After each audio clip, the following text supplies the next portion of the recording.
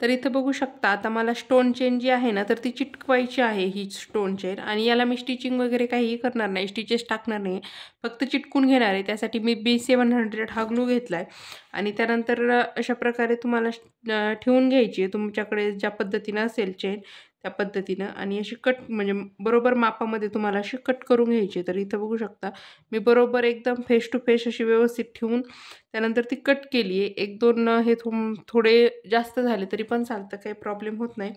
अशी आधी कट करून घ्यायची आणि त्यानंतर हा ग्लू घ्यायचा आहे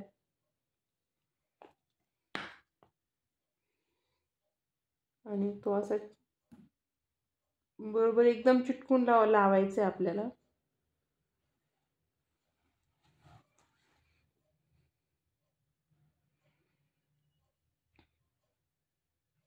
थोडंसं जास्त लावलं तरी पण चालेल, एकदम चिटकून लावा, जास्त पण तिकडे गेला नाही पाहिजे कारण आपल्याला परत तिकून शुगर बीटची लाईन द्यायची आहे आणि त्यानंतर मग त्याच्यावरती ते व्यवस्थितरित्या शुगर बीट्स हे होत नाहीत. फक्त इथे थोडा लई खूप जास्त देखील नाही लावायचं आहे.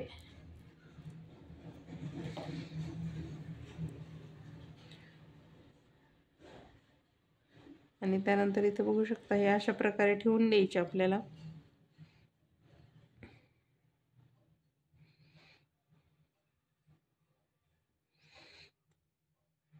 इथं मी तुम्हाला ग्लू जो आहे तो थोडा जास्त घ्या असं का सांगितलं तर आपण याला कुठेही स्टिच वगैरे देणार नाही आहेत, आहे असंच फक्त चिटकून ठेवणार आहेत. ही पडत वगैरे नाही. खूप जणांचा क्वेश्चन्स असतो की ही पडते का किंवा ही निघणार तर नाही ना, तर नाही, काहीच प्रॉब्लेम येत नाही हिला.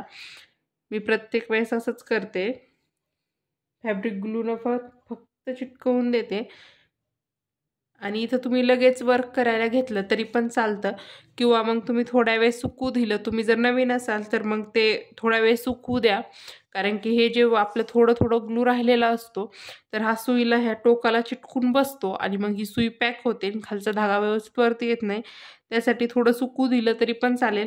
तर इथं माझ्याकडून इथं एवढ्या याच्यातच थोडं जास्त झालं एक्स्ट्राचं, ते अचानक पडलं त्यामुळं, अन्यथा बाकीकडं कुठेही जास्त झालेलं नाही आहे. आणि इथं लगेच मी एक शुगर बीटची लाईन देऊन घेते. तुम्हाला व्हिडिओ कसा वाटला, युजफुल वाटला की नाही मला कमेंट करून नक्कीच सांगा आणि असेच नवनवीन व्हिडिओ पाहण्यासाठी चॅनलला सबस्क्राईब करा. थँक्यू.